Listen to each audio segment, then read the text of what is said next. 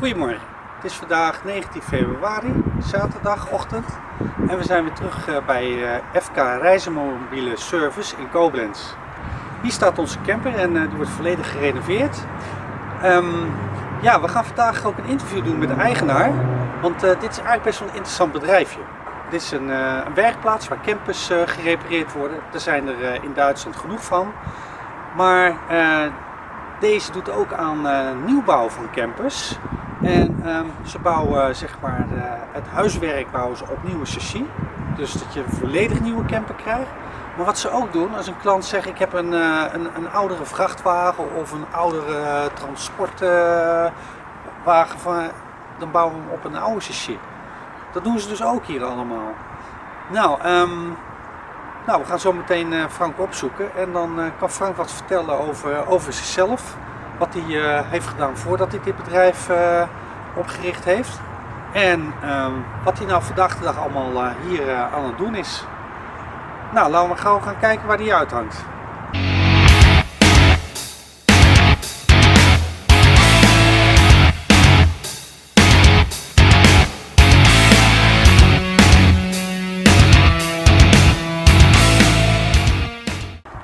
Guten Morgen, Frank. Hallo Paul. Dankeschön, dass Sie Zeit für uns frei gemacht haben, um etwas über dich zu erzählen und über deine Firma hier. Weil das ist sehr interessant, um zu sehen, was du hier alles machst. So, stell mal vor. Also, ja, mein Name ist Frank Kopiske, ich bin Inhaber der Firma FK Reisemobilservice in Koblenz jetzt. Wir sind jetzt nochmal umgezogen, haben ein schönes Ambiente hier gefunden, sind jetzt seit 2019 hier in Koblenz. Vorher waren wir 6,5 Jahre in Lahnstein tätig gewesen. Ja, zu meiner Person ist ganz einfach, ich werde jetzt 55 Jahre alt, bin also Jahrgang 66, so wie du, Paul. Und ich habe angefangen 1985 mit Reisemobile bei Niesmann und Bischof. Da machen wir gar kein Hehl draus. Das ist eine ordentliche, gute Firma, mit der wir schon jahrelange Erfahrung haben. Das sieht man hier bei uns auch auf dem Hof, nicht ohne Grund haben wir so viele Fahrzeuge von Niesmann und Bischof halt ganz einfach hier stehen. Ja, seitdem habe ich mit diesen Fahrzeugen zu tun. Ja, ich war da bis 1998 gewesen, habe dann noch einmal eine Firma gewechselt, war dann 15 Jahre Werkstattleiter bei einer anderen Firma in Polch, die heute in Polch ist. Ja, und wir haben uns dann ganz einfach, oder meine Frau hat dann ganz einfach entschieden, das wird ja Zeit, mach dich selbstständig, und ja, das haben wir dann gemacht. Ja, und seitdem sind wir jetzt seit gut 7,5 Jahren auf dem Markt. Ja, und was machst du hier in dieser Werkstatt alles? Ja, angefangen habe ich ganz alleine, halt in Lahnstein. Mittlerweile haben wir ein paar Mitarbeiter mehr. Wir haben uns also ein bisschen vergrößert hier, nicht nur vom Platz, auch natürlich von Manpower her. Und wir machen alles rund um das Reisemobil. Also ob wir Neufahrzeuge haben, und tun die aufrüsten mit Zubehör oder halt Reparaturen aller Art, egal was es ist. Wir trauen uns an alles ran. Und jetzt seit gut 2 Jahren bauen wir auch eigene Fahrzeuge. Also das erste Fahrzeug haben wir für einen Kunden aus der Schweiz gebaut. Der hat ein gebrauchtes Fahrzeug angeliefert, und ja, wenn wir nachher durch die Halle gehen, werdet ihr mehr sehen. Die Neufahrzeuge, die als nächstes gebaut werden, stehen auch schon hier. Und halt auch Fahrzeuge umrüsten, also alte Kabine, neues Fahrgestell oder gebrauchte Kabine, neue Box und so weiter, ist alles möglich. Das machen wir halt alles. Ne? Ja, und baust du die neue auf bestimmte Pläne, oder ist es so, dann, wenn Kunden kommen, dass sie sagen, ich möchte so und so und so haben, dass das so einzeln gebaut werde?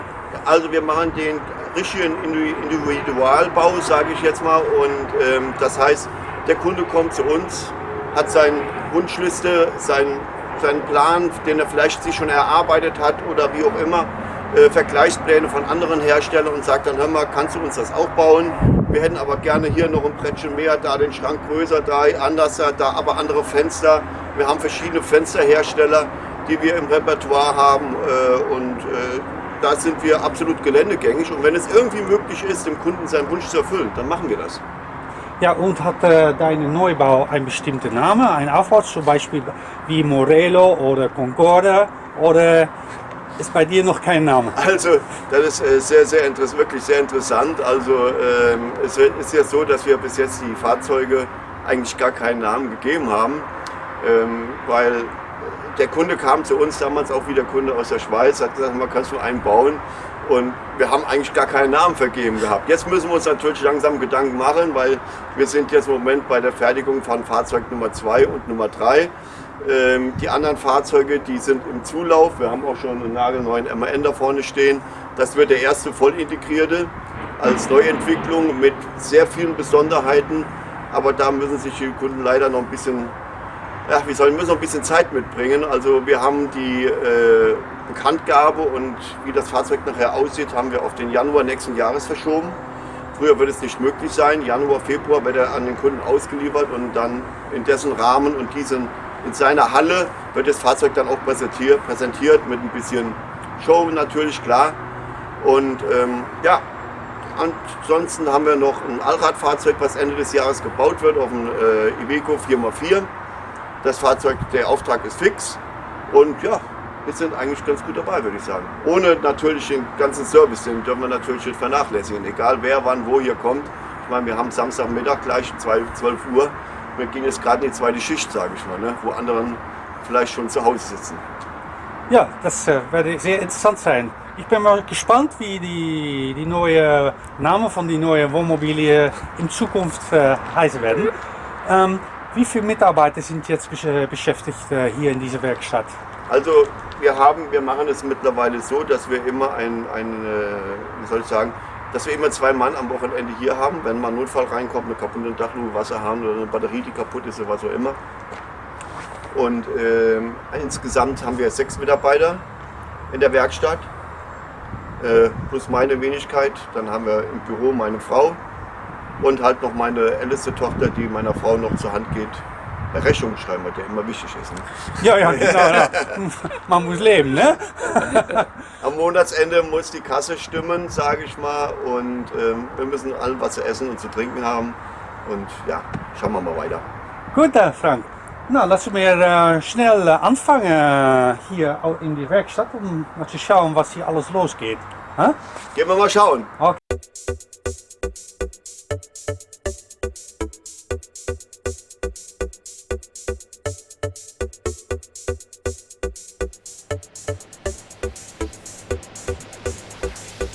Ja, wir haben natürlich viele Marken hier, das ist klar. Ob klein, ob groß. Im Moment haben wir mehr große wie kleine, sage ich mal, aber okay. Es ist so, wir haben hier beispielsweise einen Kastenwagen, der bekommt jetzt Zubehör nachgerüstet über ein Trägersystem, Solaranlage, Victron-Paneele und unendlich, so ein kleines Zubehörpaket. Ja, Lithium-Batterie bekommt er auch und Gas. Ja, ein Gasregler, 9 sollte rein, mit Crashsensor während der Fahrt, halt die ganze Geschichte. Ja, das wird bei diesem Fahrzeug gemacht. Ne? Ja. Dann haben wir hier einen ideal gekommenen Kühlliner. Der wird jetzt halt richtig überarbeitet, das heißt alle Fenster raus, alle Anbauteile ab. Wir werden hier eine Seitenwand werden wir erneuern. Wir werden alles neu beikleben, neu machen und nachher über neue Solaranlage nach dem Lackieren bekommen und Klimaanlage, Sattantenne. Die ganze Elektrik innen drin wird rausgerissen, wird komplett neu gemacht und ja. Ja, auf Stand 2021. Ein bisschen moderner, sage ich mal. Ja. Ja? Also mit neuer, moderner Technik, sage ich mal. Ja? So, hier haben wir ein Fahrzeug, das hat die erste Reparatur schon hinter sich, sage ich mal. Also er ist neu lackiert worden, hat neue Fenster, alles ein bisschen neu auf neue Technik, auch über einen voll isolierten Rollladen, den wir vorne montiert haben, der elektrisch ist. Das heißt, den können wir jetzt auch benutzen während der Fahrt als Sonnenblende, anstatt die alten Sonnenblenden haben wir abgemacht. Ja, dieses Fahrzeug soll auch irgendwann Mitte April aan de Kunden ausgeliefert werden. Ja? Natuurlijk kan je ons helpen ons kanaal te laten groeien door gewoon even een likeje te geven. En wat heel erg belangrijk is, abonneren op ons kanaal. En zo kunnen wij volop weer nieuwe video's voor jullie maken. Das sieht man dann auch noch den einen oder anderen und ja, aber es sind noch ein paar mehr in der Reihe drin. Ja.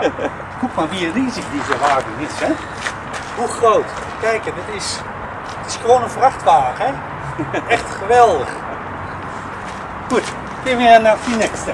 Jo, der hat ein bisschen Pech gehabt. Das ist unser Hubert, der also auch schon bekannt war auf unserer Facebook-Seite, den wir vor etlichen Jahren kernsaniert haben. Ja, wie soll ich sagen, entweder war er zu schnell oder die anderen zwei waren zu langsam. Auf jeden Fall hat er einen schön bösen Crash gehabt in Belgien und hat da noch zwei Kastenwagen zusammengeschoben. Und ja, wir haben jetzt hier alles demontiert, die Frontmaske ist schon wieder instand gesetzt und alles neu gemacht. Und das Fahrzeug verfügte über eine Fahrertür, aber die hatte auch einen mitbekommen gehabt, die war also dermaßen krumm, dass wir jetzt gesagt haben, pass auf hier, wir machen die Fahrertür raus, also kommt jetzt hier ein Sandwichstück reingesetzt mit einem neuen Fenster und das sieht ja genauso aus, wie halt hier die Beifahrerseiten auch zu sehen sind. Ja? Aber Frank, lohnt es sich, so eine total neu zu reparieren, neu aufzubauen? Also es ist ganz einfach so, jeder Kunde entscheidet A nach seinem Herz und B nach seinem Portemonnaie. Das muss man ganz einfach sagen. Ja? Es ist leicht immer was Neues zu kaufen, aber wenn man sowas Vergleichbares in neu kaufen will, dann liegt man schon irgendwo zwischen 250.000 und 300.000 Euro. Das muss man ganz einfach sagen. Und jeder Besitzer kennt sein Fahrzeug besser. Das heißt, er weiß, in welchen Intervallen er zur Inspektion, Wartung war, wie gut das Fahrgestell ist und so weiter. Wir können nur den Aufbau betrachten und wissen Sie, für das Geld, was ein Neufahrzeug kostet, kann ich Schlangen reparieren, sage ich mal. Wir wollen jetzt nicht alles tot reparieren, also wir sagen auch, pass auf hier, das lohnt sich nicht mehr, das machen wir nicht. Wir tun keine Heizung dann neu instand setzen oder was auch immer, wenn wir wissen, dass kaum noch Ersatzteile gibt, das macht keinen Sinn. Dann sagt man, pass auf hier, es ist jetzt sinnvoll, wir müssen eine neue einbauen, da hast du den neuesten Stand und so weiter und so fort. Und so gilt es auch für diese Fahrzeuge. Ja, gut. Vorher wir nach drinnen gehen, möchte ich noch mal zwei Tipps von dir bekommen. Oh. Wenn zum Beispiel Leute ein altes Wohnmobil haben und die möchten das renovieren, was müssen die Leute erstmal überlegen? Sie sollten sich als erstes Folgendes überlegen. Das Wichtigste ist immer der Grundriss. Wie zufrieden bin ich mit dem Grundriss? Passt das so mit dem Bett, wie ich das haben möchte? Und so weiter, weil da ist eigentlich das größte Problem. Viele Kunden möchten eigentlich gerne ein Einzelbett hinten haben, was aber im Nachhinein mit einem sehr großen Kostenaufwand nur zu realisieren ist. Und da muss man sich ganz einfach stellen, ist mir das wert? Oder kann ich mir irgendwo anders dann noch ein Bett bauen oder? Weil wir reden hier über ein Klientel und bei den Fahrzeugen von 50 Jahren plus und die wollen halt nicht mehr nachts übereinander krabbeln oder was auch immer. Und deswegen diese Einzelbettvariante, so wie es auch bei euch war. Und der Grundriss ist für mich ganz einfach ein wichtiges Thema. Und dann kommen wir darauf hin, wenn wir diesen Umbau machen, in welchem Verhältnis steht es zu dem bestehenden Fahrzeug von den Kosten her? Das ist Tipp 2, ja? Ne? Ja, ganz einfach. Weil dann sage ich lieber, Panzer auf hier, das ist ein Fass ohne Boden. So gern wie wir den Umbau realisieren, aber es steht nachher nicht im Verhältnis zu den Kosten. Da muss man dann ganz einfach auch mal dem Kunden sagen, pass mal auf hier, das hat keinen Sinn. So Frank, erzähl mal. So, ja, hier werden jetzt gerade die Fahrgestelle vorbereitet. Hier haben wir jetzt das alte Fahrgestell, was wir gleich hinter uns sehen, von dem alten Phoenix. Diese da. Diese da, ja, da brauchen wir hinten noch ein Stück von der Garagenabhängung, die haben wir unterm Auto abgeschnitten. So, das ist das Beispiel, ein neuer Aufbau auf altes Chassis. Also ein alter Aufbau auf neues Chassis, richtig, ja. Also hier ist das Fahrgestell, jetzt was später drunter kommt, das wird jetzt noch entsprechend dann angepasst. Das heißt, es wird hinten noch abgeschnitten, die Rückwand wird noch rausgemacht und die Beleuchtung hinten mit dem Reserveradträger. Dann kommt dieses Bauteil, was wir hinten abbauen, kommt dann hinten unten drunter. Ja, und dann machen wir noch hinten die zwei Räder ab und dann fahren wir unter die alte Kabine. Und diese Fahrzeuge kommen gleich von den Hersteller gleich ab? Ja, wir haben es bei unserer Iveco-Niederlassung hier in Neuwied, haben wir das Fahrzeug bestellt, haben das konfiguriert nach dem Kundenwunsch, beispielsweise Luftfederung. Er wollte keine Automatikgetriebe, er wollte noch Schaltgetriebe haben, haben wir ein Schaltgetriebe mitbestellt. Und genauso ist es auch mit den Spiegelverbreiterungen. Alle Vorbereitungen, die wir brauchen, um nachher einfach ein Reisemobil draus zu machen. Und das ist Transporter, ja? Ja? Ja. Und daneben steht ein LKW. Ja, hier haben wir ein 12 Tonnen MAN. Dieses wird das eben angekündigte voll integrierte Fahrzeug werden. Er wird nachher eine Gesamtlänge haben von 9,95 Meter Schön. insgesamt. Und es wird ein schönes Fahrzeug. Also die Pläne stehen dafür, der Grundriss steht. Ja, wir müssen jetzt nur noch der Luftfilter muss noch umgebaut werden von MAN und dann können wir eigentlich loslegen. Aber wie gesagt, Vorstellung wird nicht in diesem Jahr mehr sein, sondern erst im Januar, Februar nächsten Jahres. Wenn dieses Fahrzeug fertig ist, ja, was wäre ungefähr die Preis sein? Ja, wir liegen nachher ca. bei 350.000 Euro. Er bekommt die Liste seiner Kundensonderwünsche ist recht lang.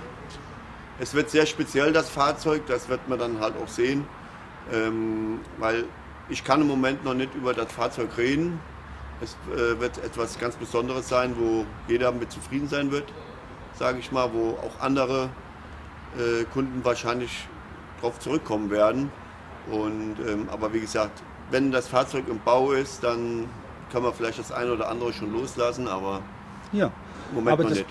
bedeutet, dass es ein Fahrzeug total voll ausgestattet wird mit alles rund Mit und allem dran. drum dran, mit Waschmaschine und allem drum und dran. Und ja, eigentlich mehr Optionen, dass man eigentlich bekommen kann von die Großherstellern eigentlich. Also ich bezweifle mal, dass die Großhersteller oder die Serienhersteller, so möchte ich das mal sagen, Das meinte ich auch. Ja. diese Art von Fahrzeug, wie wir es später präsentieren werden, nicht herstellen können. Ich traue das namhaft richtig großen Herstellern, klar, die würden es machen. Bloß ich denke mir, dass wir dann nicht mehr bei 350.000 Euro landen, sondern dass wir da vielleicht so bei 650.000 bis 700.000 Euro liegen. Ja, großes Unterschied. Lass mal Ja. gucken, was noch mehr gibt hier. Hä? Ja, Gut. gehen wir mal rein. So, ja, hier stehen wir jetzt vor dem Phoenix, den wir die vergangene Woche runtergeholt haben, also abgehoben haben, wo draußen das Fahrgestell, wo wir eben dran gestanden haben, was jetzt passend gemacht wird. Und ja, das werden wir wohl im Laufe der nächsten Woche drunter setzen und dann festschrauben. Und dann wird es langsam wieder angefangen zu komplettieren. Auch mit der Elektrik unten drunter und Möbel einbauen. Dann schauen wir mal weiter.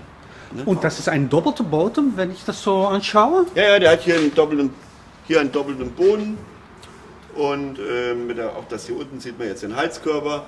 Hier sieht man die Stirnwand, hier sieht man schon die Fräsung, wo dann nachher das Originalführerhaus wieder genau drin sitzt. Und das müssen wir halt schon ganz genau anpassen. Und wenn er da drunter ist und verschraubt und verschweißt, dann kommen dann die anderen Sachen wie außenrum, wie Spoiler, hier wieder Blenden dran machen, Durchgänge verkleiden. Wie gesagt, die Möbel, die fehlen, die müssen wieder eingebaut werden. Ja, und dann haben wir ihn recht schnell fertig. So, das bedeutet, die Heizung ist unter dem Boden total. Ja, wir haben ja hier durch den doppelten Boden, weil da ja auch die Tanks drin sind, dann haben wir eine 100%ige Frostsicherheit. Das haben wir jetzt bei anderen Fahrzeugen nicht, die keinen doppelten Boden haben oder keine Heizleistung auch im Keller haben. Und da frieren dann halt im Winter sonst die Tanks ein. Ja, Okay, gut, die nächste. ja, hier haben wir schon eine Hochzeit gefeiert, wir sagen immer Hochzeit feiern. Das heißt also, hier war das Gleiche gewesen. Wir haben hier einen alten Iveco, der steht weiter hinten draußen. Den haben wir rausgezogen, haben dann einen neuen Stahlrahmen montiert, unten drunter, der verzinkt ist, haben die Kabine aufgesetzt. Jetzt war das Fahrzeug beim Lackierer gewesen. Wir haben, das sieht man schön, die Ringanker sind neu lackiert worden und haben das Fahrzeug auch schon neu verfugt. So, die Batteriekästen sind schon montiert und jetzt werden die nächste kommende Woche hinten die neuen Tanks montiert und dann haben wir das Fahrgestell so lange gemacht hinten raus, dass er noch hinten eine schöne Stauraumbox, die wir selber fertigen, auch montiert bekommt noch. Gut. Wie neu, ja, eigentlich, wenn man mal anguckt, eigentlich. Ja, wir haben innen drin auch noch ein bisschen was gemacht. Also der Fußboden war sehr schlecht gewesen bei dem Fahrzeug. Wir haben die vorhandene Fußbodenheizung, die haben wir demontiert und rausgemacht und haben dem Kunden auf den Kundenwunsch hin noch 3 Heizungsschleifen dabei gemacht. Das heißt also, wenn jetzt aus dem Bad, aus der Dusche steigt, geht er auf einen warmen Fußboden. Unter der Dinette hat er jetzt einen warmen Boden. Hier vorne im Eingang geht noch eine Heizungsschleife her. Das konnten wir dann in dem Zusammenhang gut machen, weil wir alle Möbel aus dem Fahrzeug ausgebaut haben und den Fußboden neu gemacht, die neuen Fußbodenheizung drin. Jetzt haben wir auch schon den neuen Bodenbelag, der ist drin und sieht alles sehr schön aus und ja. Und wie viel Tonnen ist so ein Fahrzeug? Ja, der Kunde hat sich dieses Fahrzeug im Ausland besorgt gehabt. Man muss ganz einfach sagen, dass diese Fahrzeuge in Deutschland schwer zu bekommen sind. Das Fahrzeug an sich hat noch keine 7000 Kilometer auf der Uhr. Oft wenig. Ja, sind halt, wie gesagt, solche Fahrzeuge bekommst du eigentlich nur im Ausland. Ja, das war auch beispielsweise bei dem Fahrzeug, den Allrad, den wir gebaut haben für die Schweiz. Ja, also die Fahrzeuge, sage ich mal, die sind dann 20 Jahre alt, aber haben nur dann 6.000 oder 7.000 Kilometer auf der Uhr, weil die immer nur für die gleiche Region fahren. Ne? Und ich meine, die Schweiz ist ja nicht so groß, also da 7.000 Kilometer, wo sollen die Kilometer herkommen, sage ich mal. Ist ne? richtig viel von dort. He? Ganz genau. Ja. Und die kennen nur ihren Radius. Es ist kein Nahverkehr oder LKW-Fahrgestell, was jetzt auf der Autobahn Kilometer fährt, ne? Sondern so. Und deswegen sind diese Fahrzeuge rar. Und der Besitzer von dem Fahrzeug hat auch da ein bisschen tiefer in die Tasche greifen müssen. Aber die Jungs wollen sowas haben, dann kriegen sie sowas. Ne? Gut, lass mal gucken bei die nächste. So Frank, sind wir bei 2 anderen? Ja, dieses Fahrzeug, ich glaube, das könntest du kennen. Ja, das Fahrzeug? Ja, ich glaube, es meins. Ja, gut. Hier haben wir natürlich eine kleine Herausforderung. Wir haben die ganze alte Solaranlage ja demontiert. Du bekommst ja jetzt hier oben 5 neue Solarzellen drauf, ja, und mit richtig Power drin. Innen drin haben wir dann ganz einfach den Kühlschrank hier ausgebaut. Du bekommst einen neuen Kühlschrank. Deine Elektrik wird absolut auf den neuesten Stand gebracht. Alles von Victron über Victron Solarregler, Wechselrichter, Ladebooster und so weiter. Das werden wir aber separat dann nochmal zeigen. Und dann haben wir außenrum noch ein paar Sachen zu erledigen. Die Toilette wollen wir nochmal revidieren, dass wir alles wieder neu machen, wieder schön, wieder dicht bekommen und so weiter. Und dann halt noch Schieber und den kleinen Schaden hinten. Jetzt haben wir auch vorne, ganz wichtig bei den Fahrzeugen, die Frontanbindung, das heißt Übergang, Seitenwand, Dach zur Frontmaske hin. Das bekommst du alles neu verfugt, damit es auch dicht ist. Und warum ist das wichtig bei diesen Fahrzeugen? Du hast immer Wasser auf dem Dach stehen und das läuft immer gegen eine Kante. Und bei dir ist es ganz einfach so gewesen, das reicht schon, wenn wir diesen Fingertest machen. Wenn du Abrieb hast von der Fuge auf deinem Finger, dann ist sie porös. Ja? Und dann muss sie ganz einfach erneuert werden, weil das sind Schäden nachher, die man da vorne hat, wenn so eine Frontanbindung undicht ist. Das hatten wir auch hier bei dem Fahrzeug. Über nassen Fußraum, wo das Wasser dann von der Decke runterläuft, die Verfärbung im Teppich, die sich sehr schlecht reinigen lässt und so weiter. Das muss nicht ganz einfach sein. Das lässt sich mit ganz einfachen, geringen Mitteln machen. Fuge raus, abkleben, neu verfugen und dann hast du da Ruhe. Das sieht wirklich riesig aus und schön, ne? Ja gut, hier ist es so, hier hat der Kunde das Fahrgestell angeliefert. Hier haben wir einen 8,8 Tonner MAN, der abgelastet ist auf 7,49 Tonnen. So, die Fahrzeug, das ist alte Alt, ja. und das baust du neu raus. Ja, der Schön.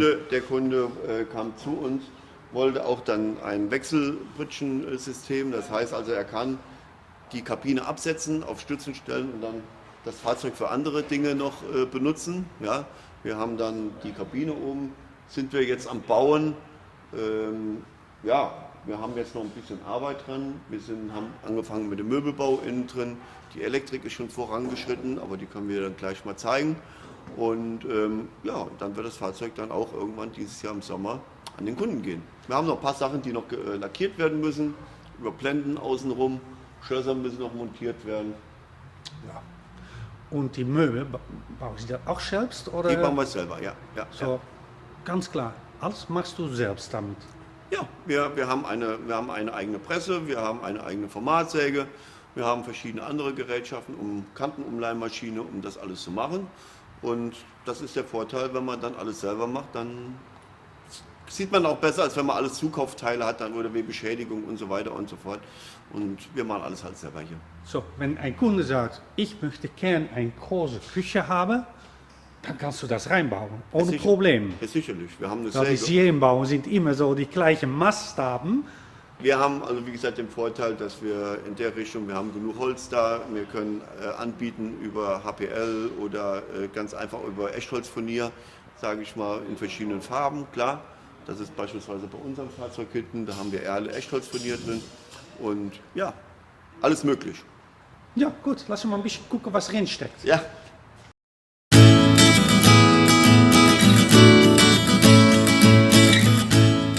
Was hier für Raumschiff? Das ist ein Kundenfahrzeug, also hier handelt es sich um einen Supernova. Das Fahrzeug war ursprünglich 12,15 Meter lang. Er ist ein bisschen zu lang für Deutschland und wir haben ihn dann abgeschnitten hinten und das Fahrgestell eingekürzt. Wir liegen jetzt ungefähr bei 12,75 Meter, wenn er fertig ist. Zu dem Fahrzeug ist Folgendes zu sagen: Hier ist ein Volvo Unterflurmotor verbaut mit einem richtigen Omnibus-Fahrgestell. Der Innenraum ist komplett entkernt. Und ja, wir haben wie gesagt hinten alles abgeschnitten. Die Maße liegen jetzt fest. Jetzt werden wir anfangen, als nächstes die hinteren Fenster, die werden noch zugemacht und noch kleiner gemacht, weil hinten das Bett hinkommt, wo man beidseitig dran vorbeilaufen kann.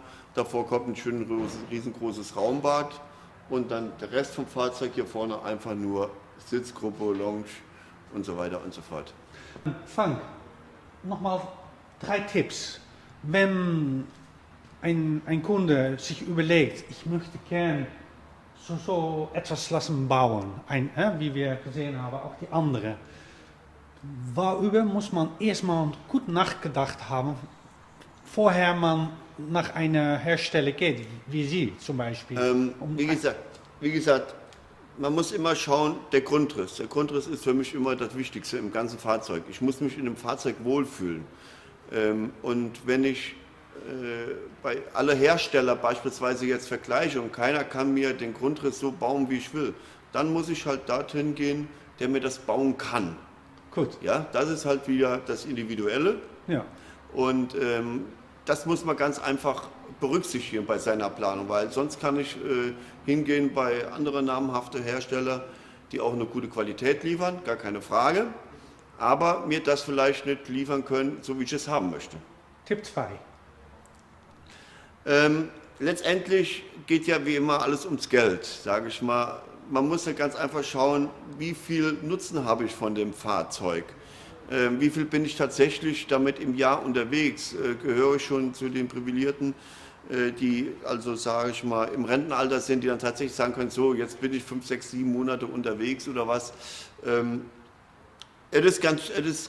muss ganz einfach seinen Lebensstil in Verbindung mit dem Reisemobil bringen. Ja? Wenn ich beispielsweise in so einem Fahrzeug lebe und bin Aussteiger oder was auch immer, ja, dann brauche ich ein bisschen Platz.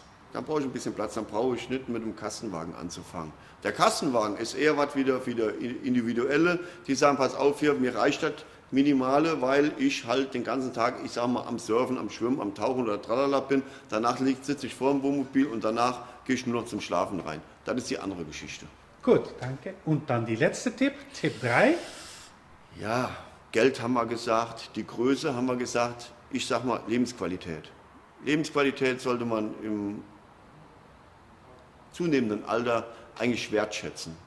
Und wie gesagt, dazu gehören die ersten 2 Punkte natürlich ganz kräftig dazu, ja, dass ich sage, pass auf, ich kann es mir erlauben, ich will es so und so groß haben, ich will es individuell haben und ich will mich da drin wohlfühlen. Und ich möchte in einem Reisemobil oder Wohnmobil nicht schlechter leben als wie zu Hause. Das heißt, ich will mich hinten auf die Couch legen, ich will mich mal hinten ins Bett legen, wenn es mir nicht gut geht, ohne dass ich irgendwo dem anderen erstmal wieder ein Bett bauen muss oder was auch immer. Und ich denke, da ist die Lebensqualität ganz schön gefordert. Gut, Frank. Vielen Dank, dass Gerne. du diese Zeit für uns freigemacht haben, dass wir ein schönes Video über dich und dein Geschäft könnten machen. Und ja, wir sehen uns später auch wieder zurück, wenn wir an meinem Wohnmobil weiterarbeiten. Wenn wir arbeiten. Ja. Oké, vielen Dank. Gerne, Ja. alles klar. Danke Paul, tschüss. Nou, hartstikke leuk dat jullie deze video tot het einde hebben gekeken. Als je nou een vraag hebt, nou eigenlijk wat ik nou nieuwsgierig ben. Stel, jullie zouden een keuze moeten maken tussen of een oude camper renoveren, of een nieuwe camper kopen, of zo'n camper helemaal zelf laten bouwen. Wat zou jullie keuze zijn? Nou, jullie kunnen dat hieronder, kunnen jullie dat in commentaar schrijven. En wij zien graag alle commentaar tegemoet wat jullie gedachte hierbij is. Nou, hartstikke bedankt voor het kijken. Vergeet niet het belletje voor de volgende video. En we zien jullie terug.